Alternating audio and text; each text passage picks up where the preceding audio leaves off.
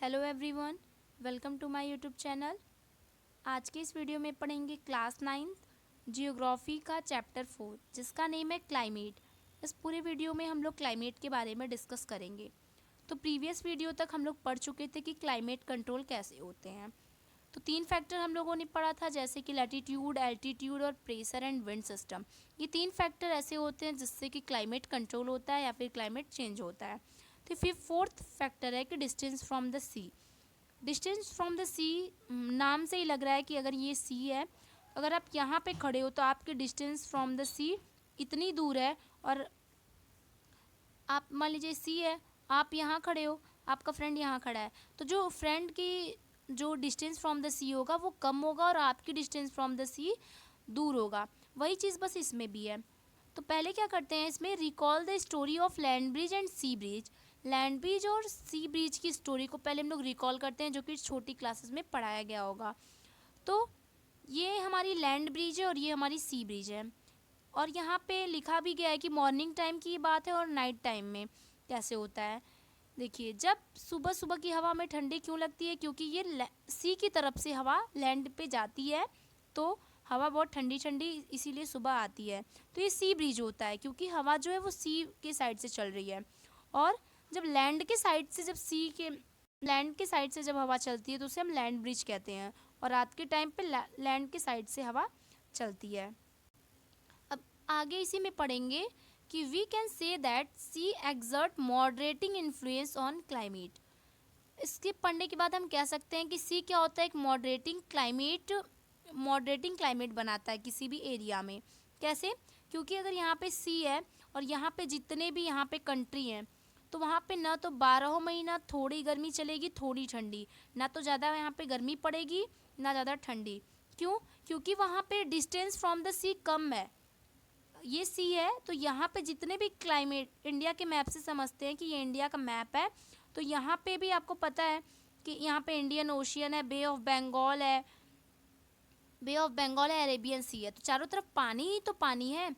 तो जितने भी यहाँ के कोस्टल एरियाज होंगे, जहाँ पे मतलब जो समुद्र के पास के एरिया होंगे, वहाँ पे 12 महीना ना तो ज़्यादा ठंडी रहेगी ना तो ज़्यादा गर्मी रहेगी। क्यों? क्योंकि वो डिस्टेंस से नज़दीक है। आप बस इतना ही जानिए कि जितने भी डिस्टेंस कम है सी से, जितने भी एरिया सी से मतलब सी के पास हैं, वो 12 महीना एक्सट्रीम वेदर नहीं मतलब फील करते हैं। वो ना ज़्यादा ठंडी ना ज़्यादा गर्मी, ऐसे मौसम में वो लोग रहते हैं। Coastal areas have moderate climate as compare to interior land.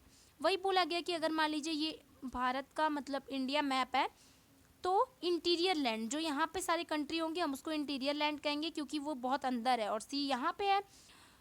तो वही कहा गया है कि जो कोस्टल एरियाज हैं वो मॉडरेट क्लाइमेट फेस करते हैं, और फिर इंटीरियर लैंड वाले नहीं करते हैं। जैसे कि यहाँ पे है कि अब मुंबई और दिल्ली है, तो यहाँ पे मुंबई हम लोग की सी के साइड ही है, तो मुंबई में ना तो ज़्यादा गर्मी पड़ती है ना तो ज़्यादा ठंडी। मुंबई में भी पॉपुलेशन ज़्यादा है और दिल्ली में भी पॉपुलेशन ज़्यादा है। मुंबई भी मेट्रो सिटी है और दिल्ली भी, लेकिन दिल्ली में बहुत ज़्यादा गर्मी पड़ती है गर्मी के टाइम पर, ठंडी के टाइम बहुत ज़्यादा ठंडी पड़ती है। लेकिन मुंबई में 12 महीना ना तो ज़्यादा गर्मी ना तो ज़्यादा ठंडी पड़ती है। तो आप कह सकते हो कि अगर डिस्टेंस फ्रॉम द सी अगर कम है तो आप मॉडरेट क्लाइमेट फेस करोगे। ठीक है, तो इससे हम कह सकते हैं कि डिस्टेंस फ्रॉम द सी भी हमारे क्लाइमेट को कंट्रोल करता है। As the distance from the sea increases, अगर डिस्टेंस फ्रॉम द सी अगर बढ़ती है, मान लीजिए आप सी से दूर रह रहे हो, तो इट मॉडरेटिंग इन्फ्लुएंस डिक्रीजेज, तब आप मॉडरेट क्लाइमेट नहीं फेस करोगे। मतलब आपको ठंडी में ठंडी सहना पड़ेगा, गर्मी में गर्मी सहना पड़ेगा। And the people experience extreme weather condition, तो वही कह रहा है कि पीपल को क्या मतलब एक्सपीरियंस करना पड़ेगा, एक्सट्रीम वेदर कंडीशन, मतलब बहुत ज़्यादा गर्मी बहुत ज़्यादा ठंडी फेस करना पड़ेगा। कहाँ के पर्सन को? जो कि सी से बहुत दूर रहते हों। यहाँ पे कि very hot during summer and very cold during winters. गर्मी में अगर आप बहुत ज़्यादा गर्मी सह रहे हो और ठंडी में बहुत ज़्यादा ठंडी, यहाँ पे लिखा है ना कि very hot during summer, summer के टाइम पे अगर बहुत ज़्यादा गर्मी सह रहे हो आप, और विंटर के टाइम पे बहुत ज़्यादा ठंडी। इस प्रोसेस को हम क्या कहते हैं? Continentality. This condition is known as continentally. देखिए यहाँ पे एरो बना हुआ है ना, इसका मतलब ये सारा क्या है? एक है। ये इस प्रोसेस को हम कॉन्टिनेंटली कहते हैं, यानी जो मतलब जैसे दिल्ली हुआ, ठंडी में ठंडी, गर्मी में गर्मी से आता है, तो उस शहर को हम कॉन्टिनेंटैलिटी बोल सकते हैं। अब नेक्स्ट पढ़ते हैं, डिस्टेंस फ्रॉम द सी तो बड़ा ईजी था, उसको हम लोग ख़त्म कर चुके हैं। नेक्स्ट जो टॉपिक होगी वो हमारी होगी ओशियन करंट। यानी ओशियन करंट भी एक ऐसी चीज़ है जिसकी वजह से हम अपने क्लाइमेट को कंट्रोल कर सकता है। ओशियन हमारे क्लाइमेट को कंट्रोल करता है। कैसे करता है वो देखते हैं। डिस्टेंस फ्रॉम द सी तो समझी में आ गया होगा कि अगर आपका डिस्टेंस सी के नज़दीक है तो आप ज़्यादा गर्मी ज़्यादा ठंडी नहीं फेस करोगे, अगर दूर है तो आप करोगे। बस आपके सिलेबस में इतना ही दिया गया था। आगे ओशियन करंट से कैसे हमारा क्लाइमेट कंट्रोल होता है। फिर पहले तो होता है कि क्वेश्चन उठता है कि what are ocean current. Ocean current होता क्या है? क्या जो ओशियन में करंट लगता है वही ओशियन करंट होता है? नहीं। तो होता क्या है ओशियन करंट? डेफिनेशन देखते हैं कि N ocean current is the continuous movement of ocean water in a pattern. The pattern may also change. Definition क्या कह रही है कि ओशियन करंट वो होता है जो कि वाटर ओशियन में कॉन्टीन्यूअस मूवमेंट होता है, उसी को हम ओशियन करंट कहते हैं। देखिए आपको पता है ओशियन, मान लीजिए ये आपका ओशियन है, तो इसमें का जो पानी होगा ना वो हमेशा ऐसे से हिलता रहेगा, ऐसे गोल गोल गोल गोल हिलता रहेगा ओशियन का पानी। तो यही क्या है? यही प्रोसेस हमारा ओशियन करंट है फ्रेंड्स। और यहाँ पे क्या बोला गया कि एक पैटर्न में पानी मूव करता है।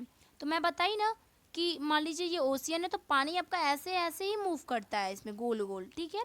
तो यही ओशियन का पैटर्न होता है मूव करने का। और पैटर्न में ऑल्सो चेंज, पैटर्न कभी कभी चेंज भी हो सकते हैं। यानी जो ओशियन में जो भी पानी के मूवमेंट होते हैं उसी को हम ओशन करंट कहते हैं। This massive movement of water is influenced by the variety of different forces such as winds, waves, rotation of earth, slopes etcetera.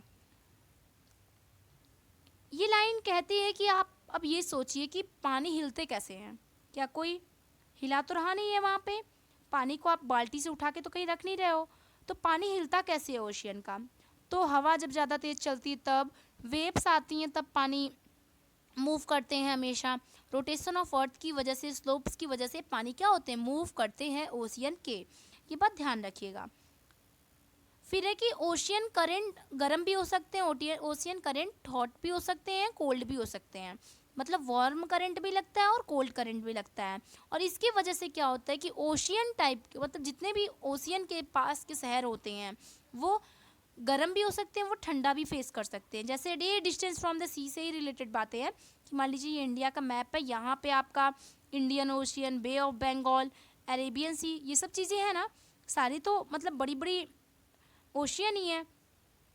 तो क्या होगा कि जो ओशियन करंट, यहाँ पे जो पानी का मूवमेंट हो रहा है, वो पानी का मूवमेंट अगर गर्म पानी का मूवमेंट हो रहा है, मतलब वार्म और हॉट भी हो सकता है। कैसे हो सकता है? इस लाइन में देखते हैं कि ocean current along with onshore wind affect the climate of the coastal areas.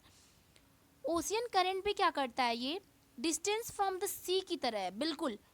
कि अगर देखिए, अगर ये हमारा इंडिया का मैप है, ठीक है, यहाँ पे जितनी भी कंट्रीज़ होंगी वो हमारी कोस्टल एरियाज़ में आएंगी, क्योंकि यहाँ पे भी ना अरेबियन सी है, यहाँ पे बे ऑफ बंगाल है, यहाँ इंडियन ओशियन है।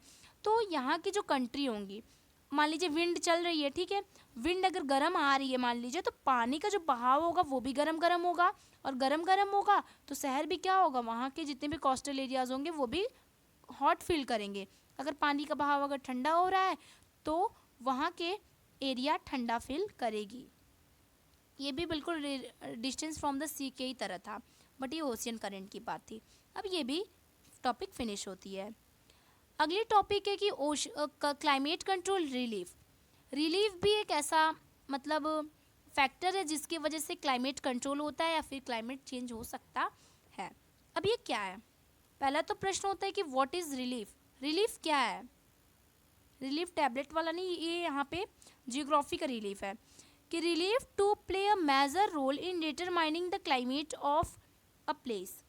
किसी भी प्लेस पे अगर रिलीफ है तो वहाँ का क्लाइमेट बदल सकता है, मतलब कंट्रोल किया जाता है रिलीफ के द्वारा। कैसे? पहले बात तो रिलीफ होता क्या है? तो रिलीफ में क्या आ जाएगा आपका? आ जाएगा प्लेन है, प्लेट्यू है, माउंटेन है, ये सब। जैसे मान लीजिए ये अर्थ है तो यहाँ पे माउंटेन है, यहाँ पे प्लेट्यूज हैं, ये सब क्या है, प्लेन सरफेस है। तो यही पूरा मिला के हमारा क्या होगा, रिलीफ होगा, इसी को हम लोग रिलीफ बोलते हैं। Physical feature control the climate of an area. Physical feature तो हम लोग सेकंड चैप्टर में पढ़े थे जियोग्राफी के ना, कि फिजिकल फीचर यही तो है, माउंटेन हुआ, प्लेट्यू हुआ और प्लेन हुआ, जो मैं अभी बताई हूँ, वो सब फिजिकल फीचर होते हैं। इन्हीं सब, यही सब पूरा मिला के रिलीफ कहलाते हैं। और रिलीफ की वजह से भी क्या होता है, वो हम लोगों का क्लाइमेट चेंज हो सकता है। इस टॉपिक को हम लोग को समझना नहीं है, बस एग्जाम्पल देख के आप समझ सकते हो, इसमें कोई ऐसी चीज़ नहीं है जिसे समझाने की ज़रूरत है, इसको एग्जाम्पल से ही समझना है, कोई कंसेप्ट नहीं है इसमें। एग्जाम्पल लेते हैं कि high mountain act as barrier for cold और हॉट विंड्स। देखिए, अगर हिमालय है हमारा, ठीक है, ये भारत का मतलब इंडिया मैप है, और इंडिया के मैप के यहाँ पे क्या है, माउंटेन है, ढेर सारे यहाँ पे माउंटेन है। तो माउंटेन है, तो यही कह रहा है कि high mountain act as barrier, ये बैरियर का काम करते हैं, यानी एक दरवाजे का काम करते हैं। जब इस साइड से, जब इधर से जब हवाएं आती हैं, तो यहाँ पे हाई माउंटेन से टकरा के वापस चली जाती हैं। ये हमारे इंडिया में नहीं घुस पाती। अगर इंडिया में घुस जाती तो हमें भी क्या करना पड़ता, बहुत ज़्यादा ठंडी फेस करना पड़ता। अगर ये इंडिया है, यहाँ पे अगर ढेर सारा माउंटेन है, इधर की हवाएं इसमें नहीं आ पाती हैं, इंडिया में नहीं इंटर कर पाती हैं, इस वजह से हम लोग कम ठंडी फेस करते हैं।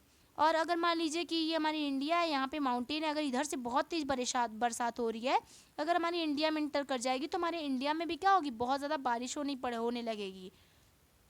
तो हमारे जो हाई माउंटेन्स होते हैं, वो बैरियर का काम करते हैं, एक दरवाजे का काम करते हैं, कि ठंडी और गर्मी हवाओं से हमें बचाते हैं। यही क्या हो गया, हमारा रिलीफ हो गया, यानी माउंटेन वगैरह से भी हम लोगों की बहुत सुरक्षा होती है।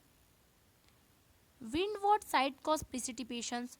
विंडवर्ड, जैसे कि हम लोग मतलब बरसात से भी बच जाते हैं रिलीफ के कारण। ये तो मैं आपको पहले ही बता चुकी कि अगर मान लीजिए यहाँ पे इंडिया है, बारिश इधर से हो रही है, तो हिमालय से टकरा के वापस चली जाएगी, बारिश हमारी कंट्री में ज़्यादा नहीं होगा। और फिर हवा इधर से भी चलती है, बहुत ज़्यादा बारिश होती है, तो इधर से भी टकरा के रह जाती है, हल्का फुल्का मतलब मीडियम में बारिश होती है। इसीलिए क्या कहते हैं, ये जो लास्ट लाइन ये बोल रही है कि leeward side of mountains remain relatively dry. जो लीववार्ड साइड होती है, ये लीववार्ड साइड का वर्ड मीनिंग क्या है, ये मैं आपको बता रही हूँ कि लीववार्ड साइड जितनी भी होती हैं, वो क्या होती हैं, ड्राई, सूखी रह जाती हैं। कैसा, इसका मतलब क्या है लीववार्ड साइड का, कि देखिए ये इंडिया है, ठीक है, इधर से अगर हवा आ रही है, तो यहाँ पे भी प्लेन प्लेट्यू भी रहते हैं, ठीक है, तो यहाँ से हवाएं टकरा के वापस चली जाएंगी, बैक हो जाएंगी ना, इधर से चल रही हैं, तो इधर ये बैक हो जाएंगी हवाएं। तो क्या होगा कि अगर ये मान लीजिए विंडवार्ड है, इसको विंडवार्ड साइड यही है, बाहरी साइड जो है इंडिया की, वो विंडवार्ड है, ठीक है, इधर से हवा चल रही है, विंडवार्ड मतलब टकरा के वापस चली आ रही है, इधर प्लेन प्लेट्यू माउंटेन से टकरा के वापस चली आई, इंडिया के अंदर नहीं मतलब घुस पाई। तो इंडिया के जो अंदर के ये सब जो कंट्री हैं, वो ड्राई रह जाते हैं, सूखे रह जाते हैं, मतलब ज़्यादा बारिश नहीं पड़ती। तो ये इंडिया है, यहाँ पे विंडवार्ड साइड है, और ये जितनी भी साइड है, ये अंदर की जो साइड है वो लीवार्ड साइड है, ओके, अंदर की साइड लीवार्ड है और बाहर की साइड विंडवार्ड है। तो हम ये कह सकते हैं कि रिलीफ के द्वारा भी हमारे क्लाइमेट का कंट्रोल होता है। ये तो कैसे होता है तो पता ही चल गया कि फिर से एक बार रिकैप कर लेते हैं कि अगर हम डिस्टेंस से दूर रहेंगे, अगर हम सी से दूर रहेंगे तो हमें एक्सट्रीम वेदर फेस करना पड़ेगा, गर्मी में गर्मी, ठंडी में ठंडी करना पड़ेगा। अगर हम सी के नज़दीक हैं तो हमें ज़्यादा गर्मी ज़्यादा ठंडी नहीं फेस करना पड़ेगा, 12 महीना हमें क्या होगा, सेम क्लाइमेट फेस करना पड़ेगा। और फिर ओशियन करेंट, विंड से अगर वार्म वाटर फ्लो कर रहे हैं तो हमारे कोस्टल एरियाज़ क्या होंगे, वार्म हो जाएंगे, गर्मी पड़ने लगेगी, और फिर ठंडी हल्की हल्की ठंडी होने लगेगी। अगर ठंडी ठंडी विंड आ रही है और पानी का बहाव भी ठंडा हो रहा है, तो कोस्टल एरियाज़ भी क्या होंगी, हल्की हल्की ठंडी हो जाएंगी।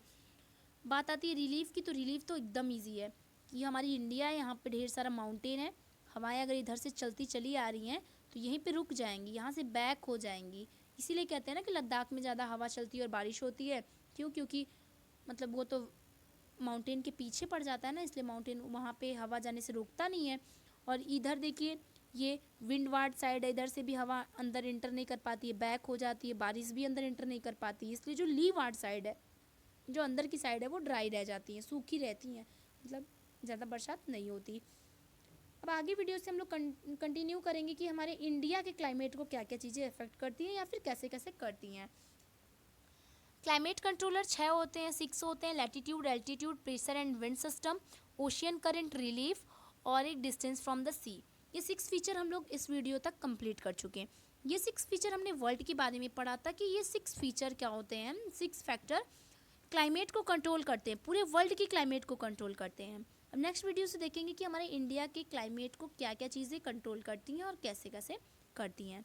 तो मिलते हैं नेक्स्ट वीडियो में। Bye friends.